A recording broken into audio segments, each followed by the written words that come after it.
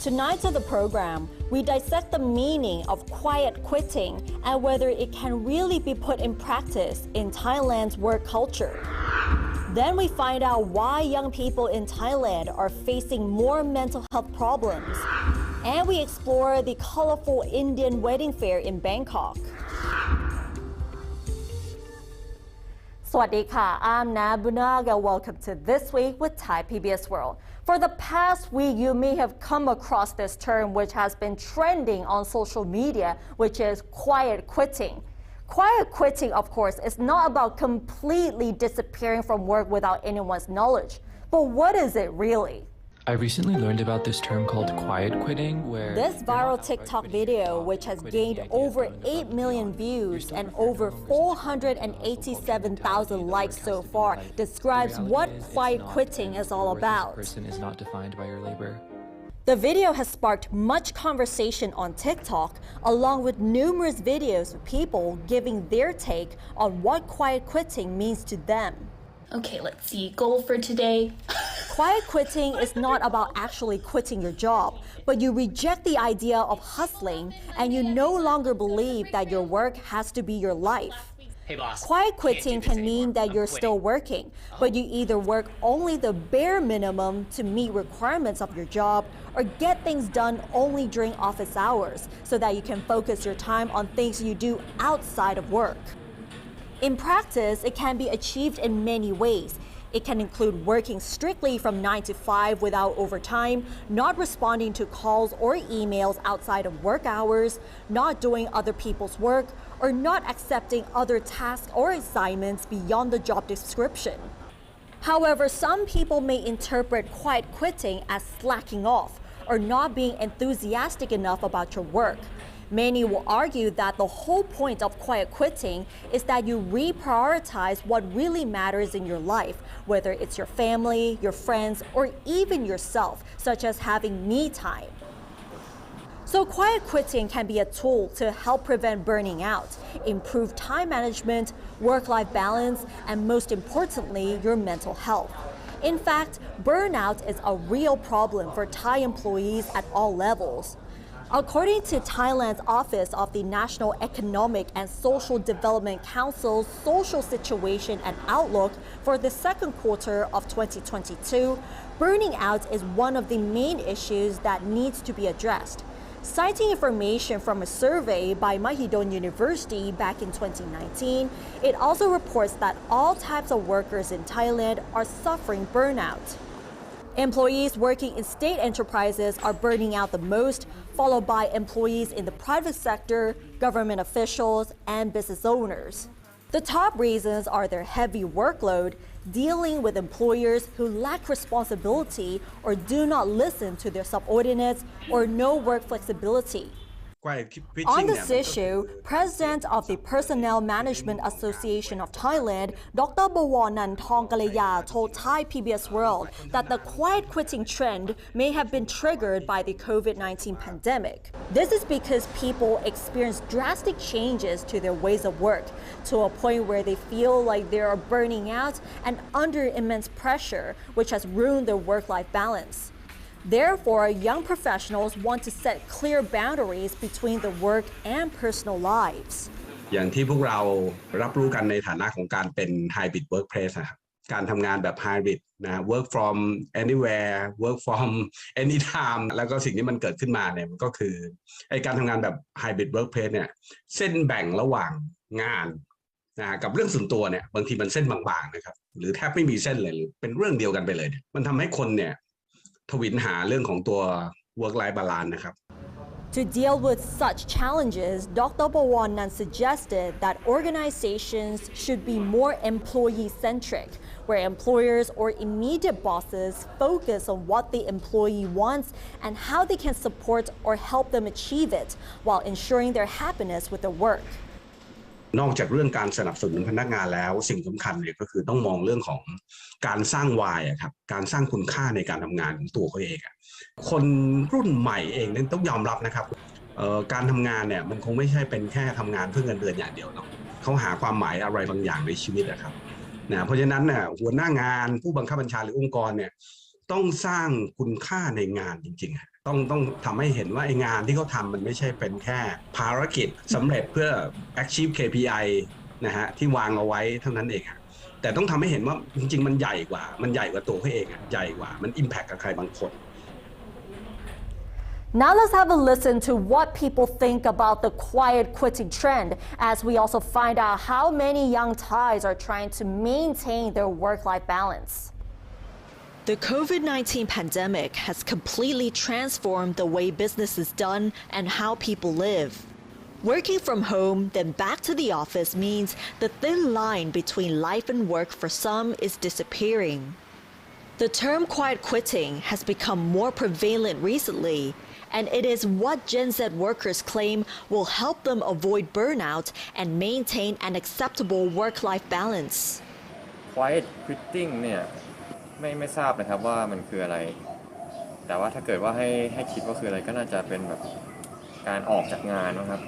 เหมือนคนที่แบบว่าเหมือนหมดไฟในการทำงานแล้วอ่ะที่แบบเหมือนทำงานจนโหลดมากๆจนแบบไม่อยากจะทำอะไรละก็เลยทำแค่เท่าที่ตัวเองรับผิดชอบไปวันๆไม่เคยได้ยินครับ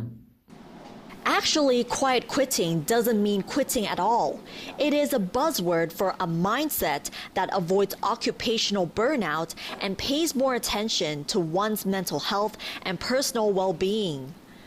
Quiet quitting became a trend after many people realized that a work-life balance is very important. Not everyone can maintain that balance though, making them unable to do the quiet quitting.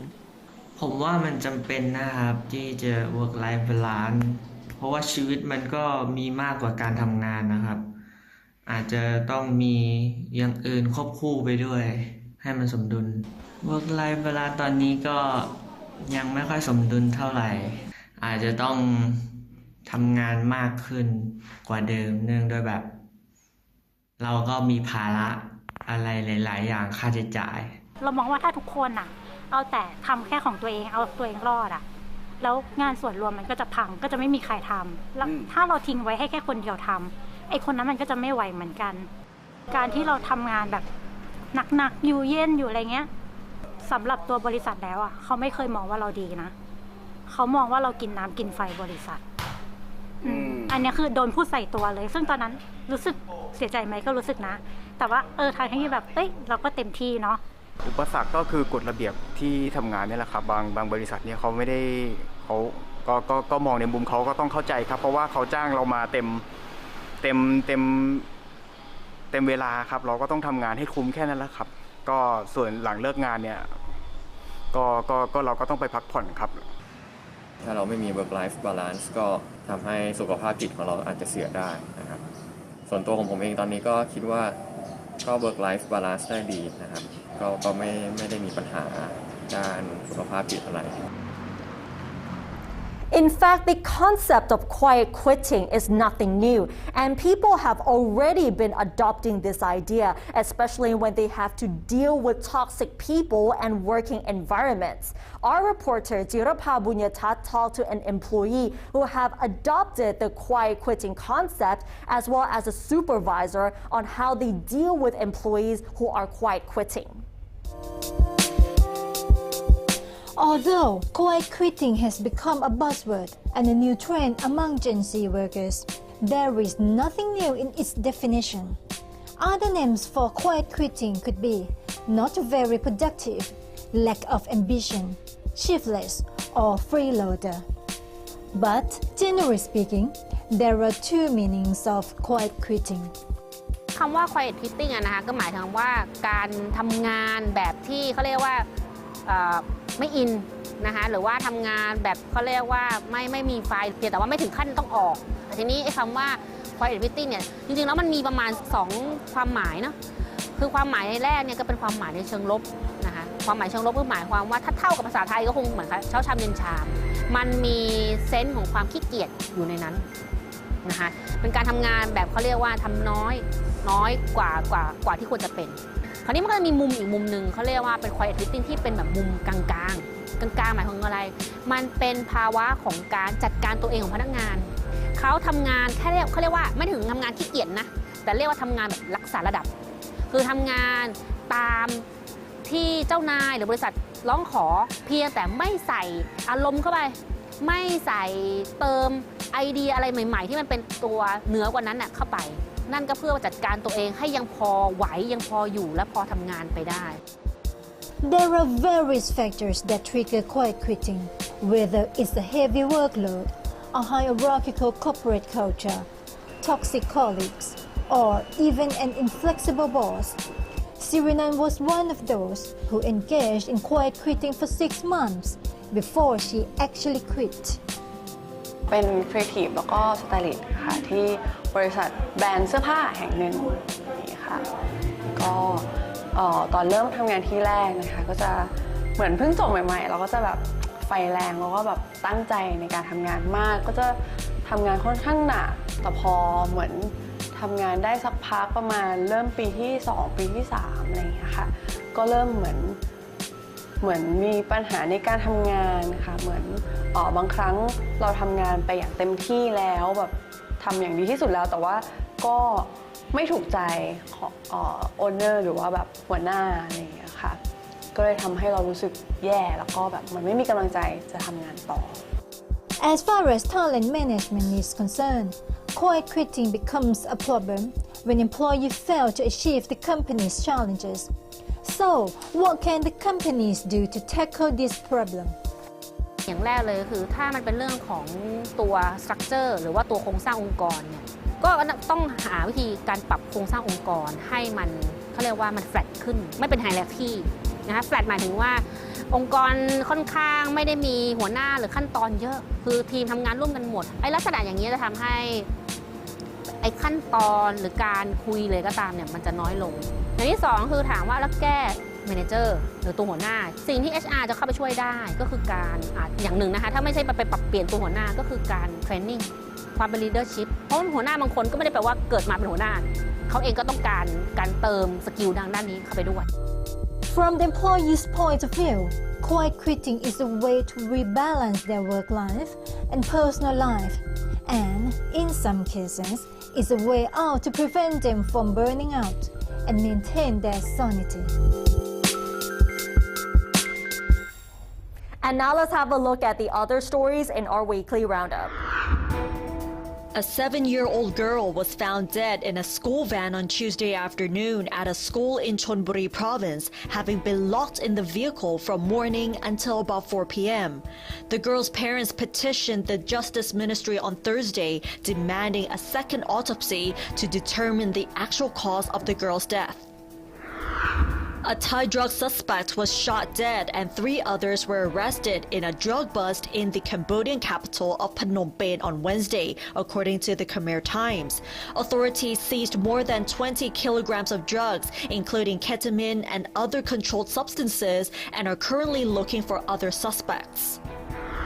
Thailand's Securities and Exchange Commission has barred an executive of BitCup blockchain technology company, a subsidiary of BitCup Capital Group Holdings, from holding an executive post in the company for 12 months and fined him 8.5 million baht for alleged insider trading. This came after the takeover deal between SCBX and BitCup was terminated last week. People living along the Chao Phraya River in Bangkok, Ang Thong, Ayutthaya, Pathum Thani, and Nonthaburi provinces should brace for river overflows until September 10th. The Department of Public Disaster Prevention and Mitigation also warned agencies in those provinces to place equipment and manpower on standby to cope with any overflows. Moving on to bigger issues such as mental health. Latest studies have shown that young people in Thailand are facing more mental health problems, with suicide being the 3rd leading cause of death among adolescents in the country. UNICEF and Public Health Ministry are trying to find ways to change the course of this trend. Tiulip Naksomphoblao has more on the story. So in 2019 alone, more than 800 adolescents between the age of 10 to 29 committed suicide in Thailand. And according to our survey in 2020, 7 out of 10 children and adolescents who were surveyed have said that they have poorer mental health due to COVID-19 restrictions. And the suicide issue, it's not unique to Thailand, but we have the numbers to show that it might be more serious in Thailand. อย่าลืมว่าขณะที่เรากำลังเครียดมีคนตัวเล็กๆที่กำลังเห็นท่าทีหรือซึมซับความเครียดจากเราไปแต่มีโอกาสถูกเราละเลยมองข้ามความเครียดของเขาไม่เข้าใจความเครียดของเขาไม่เข้าใจความทุกข์ของเขาตรงนี้ค่ะคือช่องว่างอันโตๆที่ถ้าพลาดไปแล้วเราอาจจะทำให้เด็กคนหนึ่งซึ่งควรจะเติบโตอย่างสวยงามเป็นอนาคตที่แข็งแรงกลายเป็นคนที่ถูกทำร้ายทั้งที่รักA study of mental health and support systems in Thailand shows that an estimated 1 in 7 adolescents aged 10 to 19 and 1 in 14 children aged 5 to 9 have mental health disorders. At the same time, suicide is becoming the third leading cause of death among adolescents.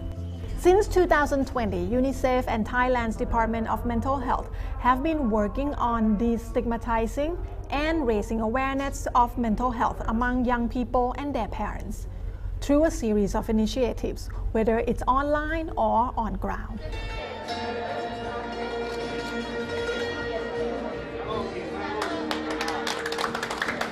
According to UNICEF, the campaign to normalize the conversation will be even bigger this year to expose more children and adolescents to mental health literacy, to know when to seek help and where to get it, and for the general public to understand the issues. จุดอ่อนในเรื่องของงานเด็กเนี่ยค่ะอาจจะเป็นเรื่องของความตระหนักถึงนะคะสังคมในภาพรวมยังมีความเข้าใจประเด็นสุขภาพจิตไม่ชัดเจนนะแล้วก็อาจจะมองว่ามันเป็นเรื่องธรรมดาที่เกิดขึ้นได้แล้วก็อาจจะไม่ได้เข้าใจว่าด้วยท่าทีแบบนี้ละแปลว่าเด็กกำลังเริ่มมีปัญหาสุขภาพจิต It's more about the lack of knowledge. Many young people, they simply do not seek help or they don't know where to go because they lack the knowledge. It's about, at the end, reaching the most marginalized and vulnerable children because these are precisely the ones that are in poverty, the ones that are migrants, the ones that are out of school. The study published in late August notes that while Thailand has made important progress in addressing child and adolescent mental health, especially in national policy and legislation, there are still crucial gaps in addressing adolescent mental health issues, as inadequate budget, limited coordination among the various service sectors, and insufficient psychiatrists and skilled workforce across all sectors.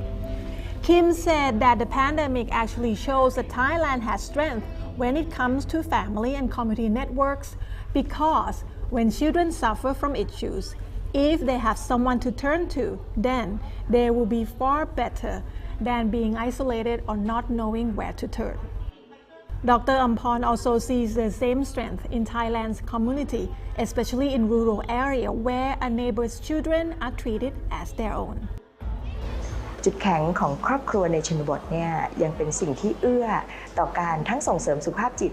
ป้องกันปัญหาสุขภาพจิตหรือการดูแลกันในเชิงของปัญหาสุขภาพจิตได้ดีนะคะหลานบ้านนี้ก็อาจจะเปรียบเสมือนหลานของทุกๆบ้านทุกคนมองเห็นการเติบโตของเขาทุกคนดูแลเขาอันนี้ยังคงเป็นจุดแข็งที่ดีเสมอมาของสังคมไทยIn addition to improving awareness and normalizing the conversation on the issue, there is a need to invest more in human resources, not just in the quantity, but also enhance their skills. Beyond that, all the sectors need to work together even more and keep up the energy to make the efforts sustainable. I think in practice, although it sounds almost like a common sense, multi-sectoral approach is something that has been challenging for not only in Thailand but across all countries and also in different organizations. จริงสิ่งที่สำคัญคือความยั่งยืนความต่อเนื่องของกระบวนการเมื่อสังคมหรือองค์กรที่เกี่ยวข้องรับรู้ว่าสถานการณ์น่ากังวลใจน่าห่วงแล้วทุกคนกระวีกระวาดขึ้นมาช่วยเราชื่นใจกับสิ่งนี้แต่เราจะจิตตกถ้าสมมติว่าพอกระบวนการช่วยเหลือมันเดินไปได้ดีแล้วปัญหามันเริ่มคลายตัวลง แล้วทุกคนก็ฝีมือตกด้วยมันก็จะทำให้เราต้องขึ้นมากระโดดโลดเต้นแล้วก็ปลุกวิธีการทำงานขึ้นมาอีกอย่างเงี้ยถ้าเราสามารถทำแล้วอยู่ยั้งยืนยงในระบบได้อย่างสม่ำเสมองานของเราจะดีขึ้นเรื่อยๆ Tulip นักสมภพลาว reporting for Thai PBS World Thailand's Institute of Justice has organized the third ASEAN Conference on Crime Prevention and Criminal Justice to discuss the challenges facing the justice system after the pandemic. Without a support system for former inmates, there is a tendency for them to return to prison. Chalanthorn Yotasamut has more. How many people would want to hire the next offenders with a full body tattooed? That's how Wanawat Han Rungrungkit responded when talking about challenges and stigmatization in Thai societies toward former prisoners. From high school to his early 20s, Wanawat's life centered on drug abuse and trafficking. He faced more than 10 years behind bars. The first time he was released, the only business network he knew were drug dealers, drawing him back into the business. His second term in prison changed his life when he decided to join a traditional arts training program in Thonburi Remand Prison. He spent 6 months creating his first painting and was able to sell it for 3,000 baht, and this paved his way to becoming an artist. Reintegrating into society, however, is not always easy. คือถ้าไม่มีวิชาจริงๆหรือว่าทางบ้านที่เวลาที่พ้นโทษมาแล้วพี่ไม่มีทุนทรัพย์จริงๆส่วนมาก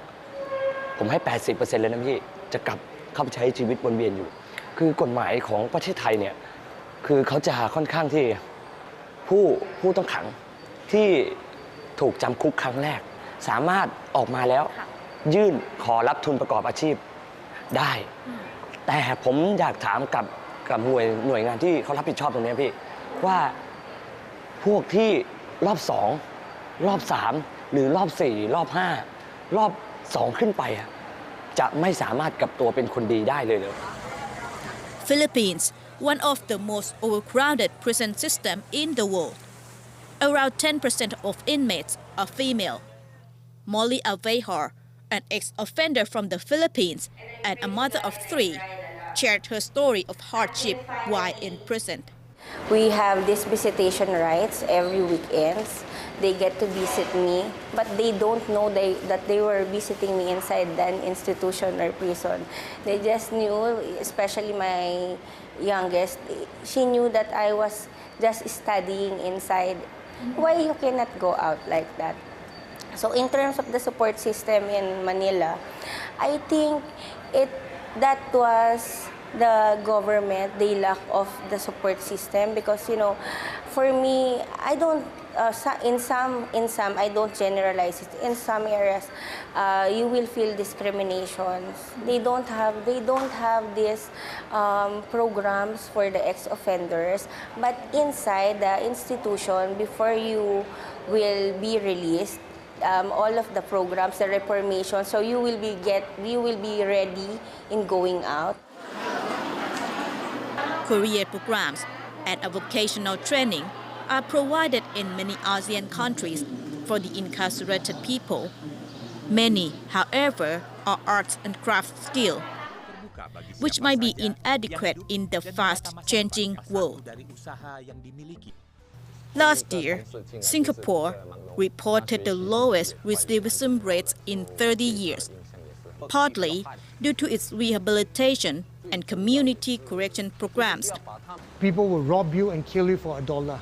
Bruce Matthew, one of Singapore's ex-offenders and a TikToker,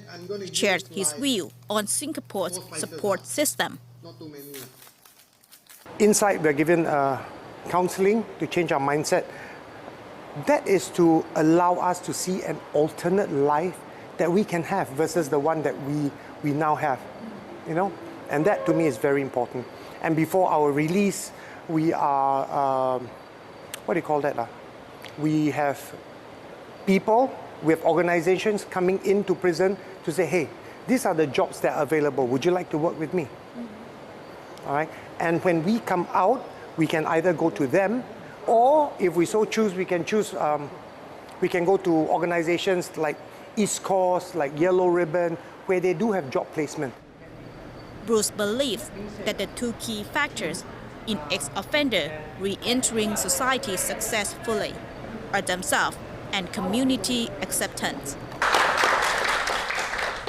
If ex-offenders get their second chance, they will become the most loyal and hardworking member of the society. Chalanthorn Yotasamut, Thai PBS World. And now let's end the program with something a lot lighter. Indian weddings are one of the most fascinating weddings with its culture and traditions. However, there's a lot more to these weddings that meets the eye. Let's find out more with Kitipat Chinsukjit.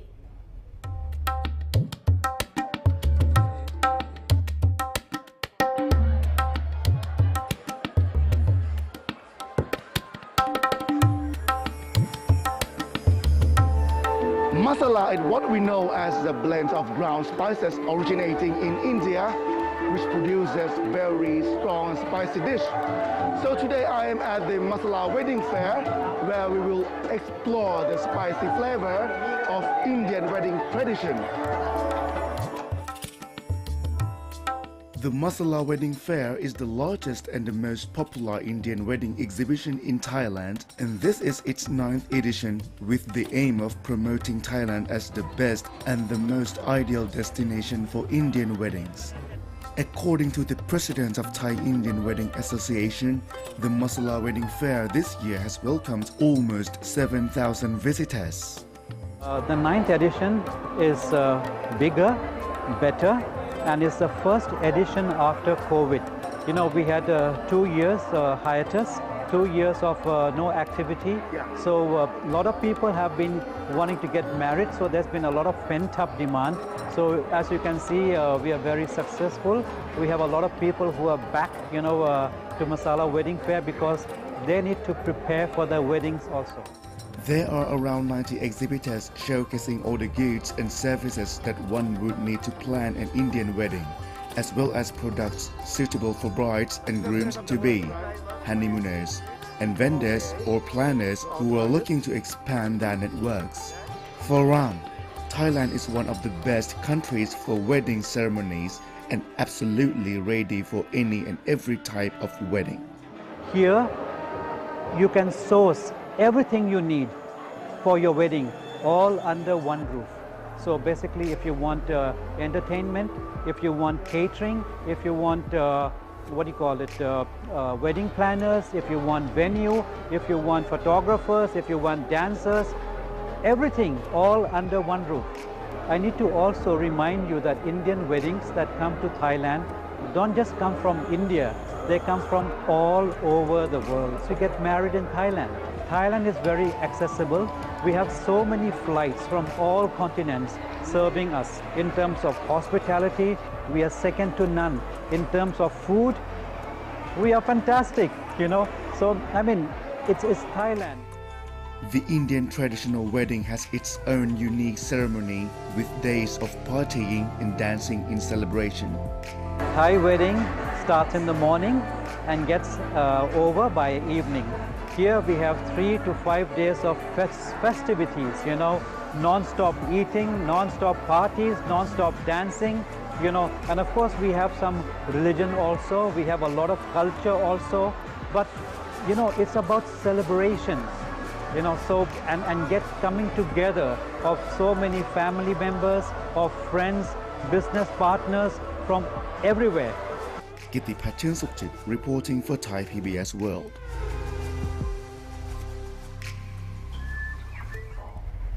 And these Indian weddings are definitely a lot of fun. And that wraps up tonight's edition of This Week with Thai PBS World. Join us every Friday at 10:30 p.m. only on Thai PBS. And don't forget to follow us on social media, including our website, thaipbsworld.com, for all the latest updates as well as analyses. Thanks for watching, and we'll see you next week. Sawasdee ka.